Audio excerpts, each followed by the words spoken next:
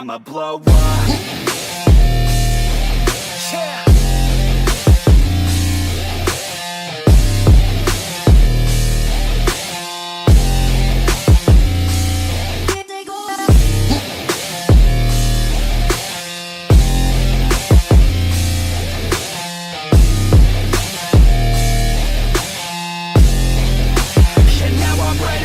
Hello everyone, welcome back to the platform of Baba Gang. This is Nikita, your biology mentor. So in this lecture we are starting with importance of variation. In the last lecture we saw some differences about like what is the basis of reproduction, why reproduction is important, why variation is important. Fine.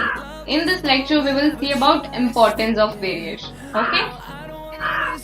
Okay, the consistency of DNA copying during reproduction is important for the maintenance of body design features that allow the organism to use that particular niche.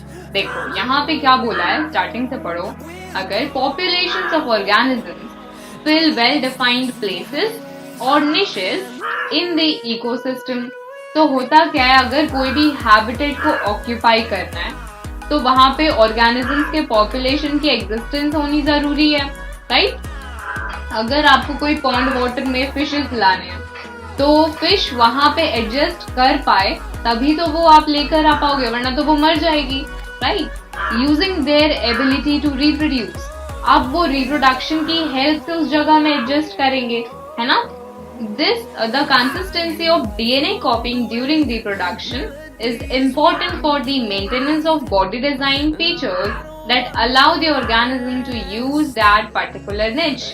तो DNA कॉपिंग बहुत बड़ा major role play करता है किसी भी surrounding में exist करने में, बिकॉज वो दो ऑर्गेनिजम्स के DNA को कॉपी करता है और उन दोनों का वेरिएशन प्रोड्यूस करता है ताकि उन दोनों में दोनों के फीचर्स आए, है ना?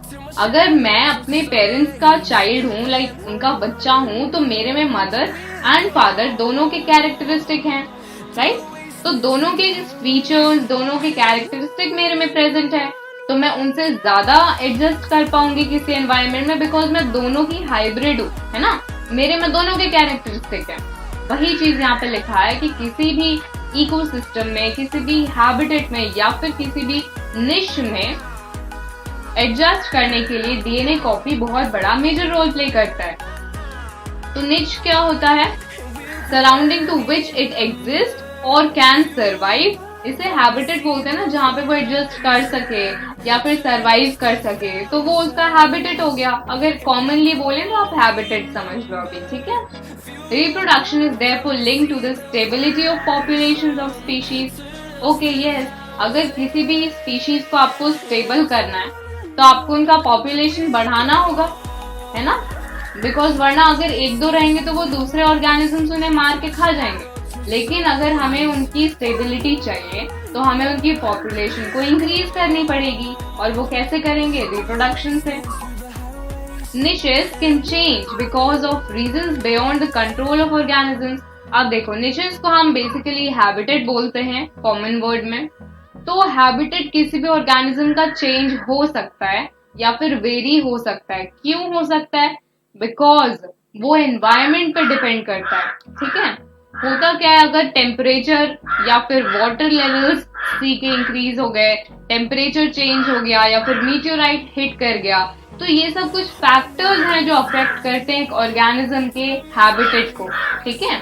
To think of few examples, if a population of reproducing organisms was suited to a particular niche and if the niche were drastically altered, the population could be wiped of.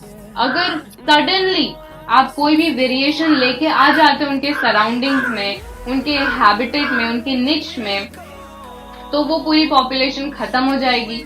Because उनमें as a sudden तो variation नहीं आ सकता, ठीक है? मेरे ancestors जो थे, मेरे परदादा जो थे, उनसे ज्यादा मैं अच्छे से सरवाइव कर सकती हूँ, ठीक है?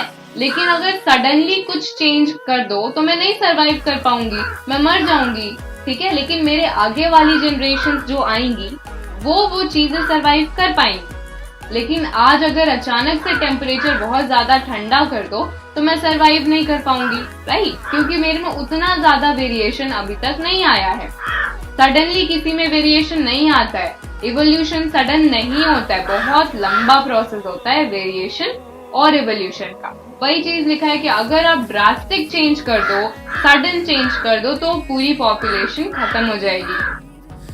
पॉपुलेशन ऑफ बैक्टीरिया यहाँ पे एग्जाम्पल दिया है कि अगर एक पॉपुलेशन दिया है बैक्टीरिया का, ठीक है, और वो टेम्परेट वाटर्स में रह रहे हैं। टेम्परेट वाटर्स होता है जहाँ पे नॉर्मल टेम्परेचर हो, ठीक है, ठंड में और गर्म के बीच में रहते हैं वो, वहां से ठंड भी होती है और थोड़ी गर्म भी होती है, तो मॉडरेट होता है, ठीक है। And if the water temperature want to be increase by global warming, और ग्लोबल वार्मिंग की वजह से टेम्परेट वाटर की टेम्परेचर को हमने इंक्रीज कर दिया, तो वो बैक्टीरिया नहीं सरवाइव कर पाएंगे। उनमें से कुछ ही बैक्टीरिया सरवाइव कर पाएंगे जिनमें वेरिएशन प्रेजेंट है ना। Okay, so most of these bacteria would die, but the few variant resistant to heat would survive and grow further, है ना। Variation is thus useful for the survival of species over time, ठीक है। अब देखो, दो question है यहाँ पे। What is the importance of DNA copying in reproduction? क्यों इम्पोर्टेंट है डीएनए के कॉपिंग होने का? बिकॉज हमें वेरिएशन चाहिए, हमें सर्वाइव करना है, सर्वाइवल ऑफ स्पीशीज के लिए इम्पोर्टेंट है। Why is variation, oh I am sorry, मैंने इसका आंसर बता दिया। What is importance of DNA copying in reproduction? To inherit features. Parents के डीएनए कॉपी होंगे, ज्वाइन होंगे, तभी तो मेरे अंदर आएंगे, तो तभी तो मैं उनके फीचर्स इनहेरिट कर पाऊंगी फ्रॉम पेरेंट टू चाइल्ड, है ना। ओके, तो why is the variation beneficial to the species but not necessarily for individual? तो वेरिएशन स्पीशीज के लिए जरूरी है लेकिन एक इंडिविजुअल के लिए जरूरी नहीं है, क्योंकि अगर कोई भी पॉपुलेशन को स्टेबल करना है तो उसके स्पीशीज को हमें स्टेबिलिटी देनी होगी, पूरे ग्रुप को स्टेबिलिटी देनी होगी, तभी तो वेरिएशन आगे बढ़ेगा। एक अकेले को दे रहे हो तो क्या फायदा, उसका कोई फायदा ही नहीं है। पूरे ग्रुप को, पूरी स्पीशीज को देना है हमें स्टेबिलिटी, राइट। तो वही बोला है कि सर्वाइवल के लिए हम करते हैं, ठीक है। वेरिएशन क्यों करते हैं? सर्वाइवल के लिए करते हैं। मोड्स ऑफ रिप्रोडक्शन देख लो, बहुत इजी है ये सब, मैं जल्दी 2 मिनट में बता देती हूँ। फिजन क्या होता है? फिजन मतलब सेल का डिवीजन, डिवीजन बोलो फिजन बोलो एक ही चीज है। यूनिसेलुलर ऑर्गेनिजम्स में होता है creation of new individual, basically वो 2 पार्ट में डिवाइड हो जाते हैं तो वो बाइनरी फिजन हो गया। बहुत सारे में डिवाइड होंगे तो मल्टीपल फिजन हो गया। यहाँ पे एग्जाम्पल में दिया है bacteria and protozoa simply split into 2 equal half. तो बाइनरी फिजन मतलब 2 पार्ट में डिवाइड होना, बाइनरी होगा अगर तो ये क्या होगा, 2 पार्ट में डिवाइड हो जाएंगे। एग्जाम्पल में कौन है? Bacteria and protozoa.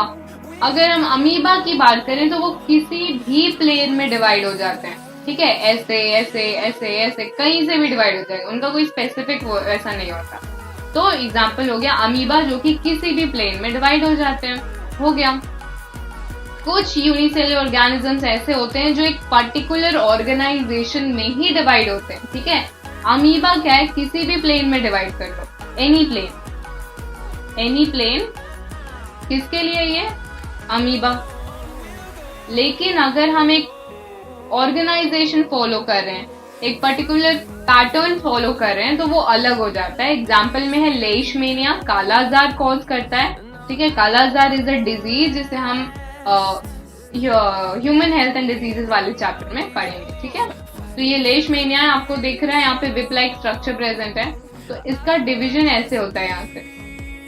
तो ये न्यूक्लियस इसका डिवाइड हो गया, अब ये 2 पोर्शन में डिवाइड हो जाएंगे बेसिकली, है ना। इधर से डिवीजन हो जाएगा, बस यही होता है इनमें, ठीक है। Okay, so binary fission occurs in a definite orientation, ठीक है, फाइन। अगर बाकी सिंगल सेल ऑर्गेनिजम्स की बात करें, जैसे मलेरियल पैरासाइट हो गया, मलेरिया का parasite plasmodium divide into many daughter cell, मतलब मल्टीपल फिजन हो गया, बहुत सारे में कन्वर्ट हो जाएगा। ईस्ट की बात करें तो ईस्ट में क्या होता है? स्मॉल बर्ड्स निकलते हैं, ठीक है। फिजन से होता है, बेसिकली होता क्या है कि ईस्ट में छोटे छोटे बर्ड्स निकलेंगे, वो बर्ड्स क्या होते हैं? सेपरेट हो जाते हैं, बाद में अकेले अकेले ग्रो कर लेते हैं। ये डायग्राम इंपॉर्टेंट है, ठीक है। जितने डायग्राम्स दिख रहे हैं ना वो सब चीज इंपॉर्टेंट है। ये लेशमेनिया का बाइनरी फिजन, अमीबा का, ओके दूसरा है फ्रेगमेंटेशन। फ्रेगमेंटेशन में भी यही होता है कि वो छोटे छोटे फ्रेगमेंट्स में डिवाइड हो जाएंगे। जैसे सपोज करो यहाँ पे हम एक प्लेनेरिया बनाए, ठीक है, तो ये इसको कितने भी उसमें पार्ट्स में छोटे छोटे में डिवाइड कर दो, ठीक है। यहाँ पे एग्जांपल दिया स्पाइरोगायरा का, तो वो क्या करते हैं, वो simply breaks up into smaller pieces upon maturation. तो होता क्या है, यहाँ पे देखो मैंने एग्जांपल ना थोड़ा गलत दे दिया, ये रीजनरेशन के एग्जांपल में आता है जो छोटे छोटे पीसेस बाकी सब में डिवाइड हो जाते हैं। यहाँ पे स्पाइरोगायरा है, स्पाइरोगायरा में बेसिकली क्या होता है, जब वो ग्रो कर जाते हैं तब वो छोटे छोटे फ्रेगमेंट में डिवाइड हो जाते हैं। वो फ्रेगमेंट्स फिर से पूरी नई ऑर्गेनिज्म बनाती है, simply breaks up into smaller pieces upon maturation. Okay, ये जो फ्रेगमेंट्स है वो ग्रो करते हैं इनटू न्यू इंडिविजुअल्स, ठीक है। ये सारे मल्टीसेलर ऑर्गेनिजम्स के लिए नहीं होता, बहुत कम के लिए होता है, ठीक है। मल्टीसेलर में क्या होता है, there must be a single cell type in the organism that is capable of growing. क्योंकि देखो मल्टी सेल में क्या होता है कि हमारे में हर जगह अलग अलग सेल्स हैं, ठीक है, और सारे सेल्स के फंक्शन अलग होते हैं। तो कोई भी एक सेल डिवाइड होकर नया ऑर्गेनिज्म बनाने के कैपेबिलिटी में नहीं होता है। यहाँ का सेल सिर्फ यहीं का फंक्शन करेगा, पैरों के सेल्स जो होते हैं वो अलग होते हैं, तो मेरा ये सेल डिवाइड करके न्यू ऑर्गेनिज्म नहीं बना सकता, ठीक है। इसीलिए हमारे में नहीं होता या फिर किसी भी मल्टी सेल्युलर में नहीं होता। रीजेनरेशन की बात करें तो रीजेनरेशन क्या होता है, अब यहाँ पे हम देख सकते हैं प्लेनेरिया का एग्जाम्पल, मैंने वहां पे गलती से दे दिया था। प्लेनेरिया क्या होगा, अगर इसको कितने भी पीस में डिवाइड कर दो, इसका हर पीस एक नए ऑर्गेनिज्म में कन्वर्ट हो जाएगा, ठीक है। Ability to give rise to new individual organism from their body part, ठीक है। ओके, तो pieces grow into separate individual. Okay, example में हाइड्रा है और प्लेनेरिया, इनको कितने भी पीस में कर दो कट, ये सब अपने अपने ऑर्गेनिज्म में फिर से ग्रो कर जाते। Each piece grows into a complete organism. Okay, so these cells proliferate and make large number of cells. बहुत ज्यादा डिवीजन होता है और बहुत सारे सेल्स बना लेते हैं।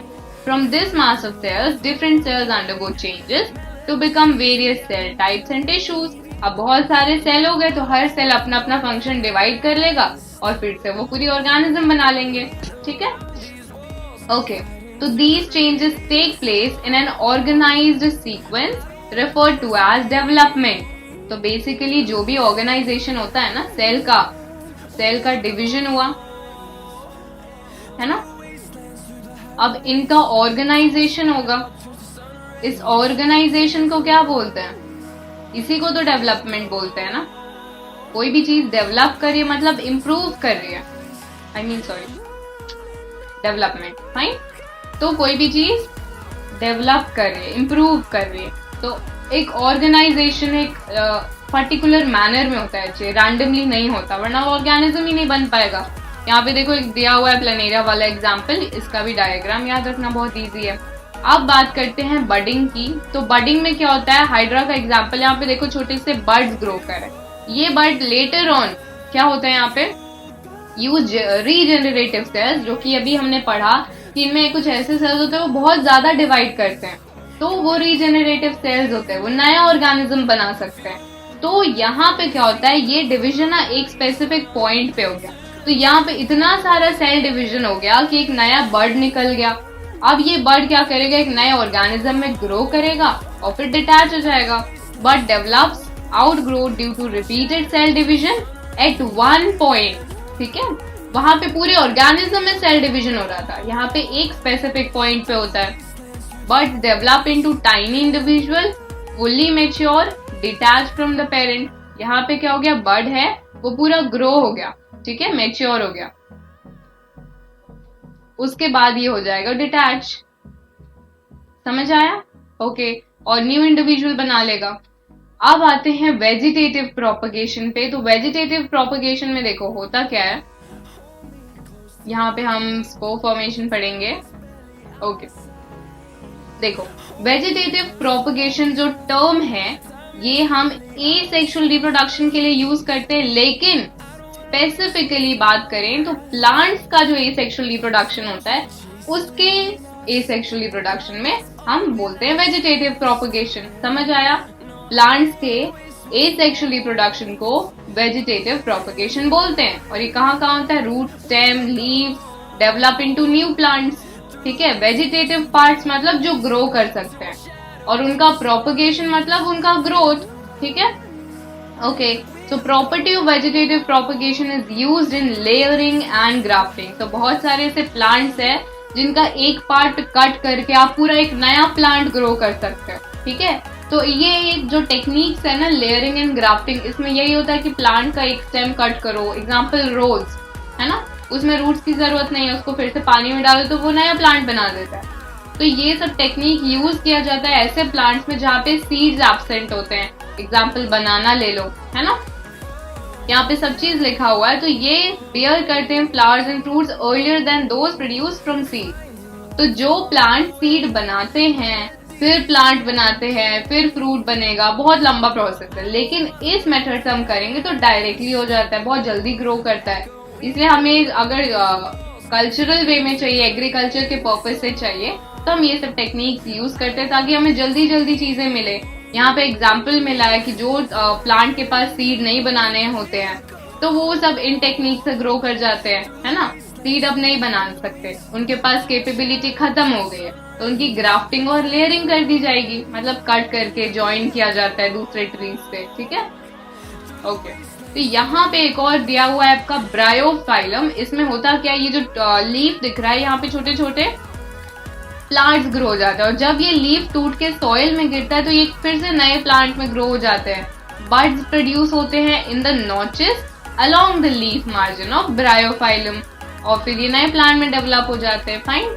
टिश्यू कल्चर भी बोला जाता है। टिश्यू कल्चर होता है, पता है कि बेसिकली वो वेजिटेटिव प्रोपगेशन ही होता है। एक पार्ट से अगर हम एक पूरा प्लांट बना रहे हैं तो वो टिश्यू कल्चर होता है, ठीक है। ये पढ़ लेना, बहुत ईजी है, उतना इम्पोर्टेंट। स्पोर फॉर्मेशन हमारा लास्ट टॉपिक है। Many simple multicellular organism specific reproductive parts can be identified. Spores ना राइजोपस, ये फंगाई में होता है, ठीक है। तो होता क्या है फंगाई में, अगर हम कोई फंगाई का प्लांट ले लें, ठीक है, प्लांट ले ले, तो उनमें कुछ ऐसे लीव्स होते हैं ना जिनमें स्पोर्स प्रेजेंट होते हैं। स्पोर्स ना सीड्स की तरह ही होते हैं, लेकिन सीड से बहुत अलग होते हैं। अब होता क्या है कि ये स्पोर्स जब मैच्योर हो जाएंगे तो ये सॉइल में जाएंगे और ये फिर जर्मिनेट करके एक नया प्लांट बना लेंगे। जर्मिनेट करेंगे मतलब ग्रो करेंगे, डेवलप करेंगे और एक न्यू प्लांट बना लेंगे, ठीक है। Okay, so above are the hyphae of bread mould Rhizopus. Rhizopus एक फंगस का नाम है। हाइफे ना, हाइफे ऐसा पतला पतला स्ट्रैंड जैसा स्ट्रक्चर होता है, इसमें सेल्स होते हैं, सेल के अंदर न्यूक्लियस होता है, ठीक है। They are not reproductive parts, okay. On the other hand the tiny blob on a stick structures are involve in reproduction. ये देखो, ये स्पोर्स दिख रहे हैं, ये रिप्रोडक्शन करते हैं। The blobs are sporangia. Sporangia मतलब बैग, स्पोरेंजिया मतलब सैक हो गया, ये सैक है स्पोरेंजिया। इसके अंदर स्पोर्स प्रेजेंट होंगे, ठीक है, which contain cells or spores that eventually develop into new rhizopus individual। जैसा मैंने अभी बताया, मैंने यहाँ पे लीफ बना दिया है, लेकिन वो इस तरीके से भी होता है। सैक होता है, एक बैग होता है, उसके अंदर बहुत सारे स्पोर्स प्रेजेंट होंगे, okay. So the spores are covered by thick walls that protect them until they came into contact with another moist surface and begin to grow। तो फंगस यूजुअली कहाँ ग्रो करते हैं, मॉइस्ट एरिया में। आपके bread में भी grow होता है, राइट। तो इस तरीके से उनका एक बैग होता है, उसमें बहुत सारे स्पोर्स होते हैं, और जब वो स्पोर्स ग्रो कर जाते हैं तो वो फिर से रिलीज हो जाते हैं और वो नया फंगस बना लेते हैं। बस यही है spore formation. I hope clear है। तो all the modes of reproduction जो भी हमने डिस्कस किया, new generation to be created from a single individual, this is known as asexual reproduction. तो जो भी हमने पढ़ा उन सब में कितने ऑर्गेनिज्म इन्वॉल्व थे, बस एक, है ना। कोई भी दो ऑर्गेनिज्म इन्वॉल्व नहीं थे। दो ऑर्गेनिज्म किसमें इन्वॉल्व होते हैं, सेक्सुअल रिप्रोडक्शन, ठीक है। तो I hope guys A sexual reproduction के सारे टाइप्स क्लियर हैं। So keep watching and keep revising. Have a great day ahead. Thank you for watching my lecture. Bye bye.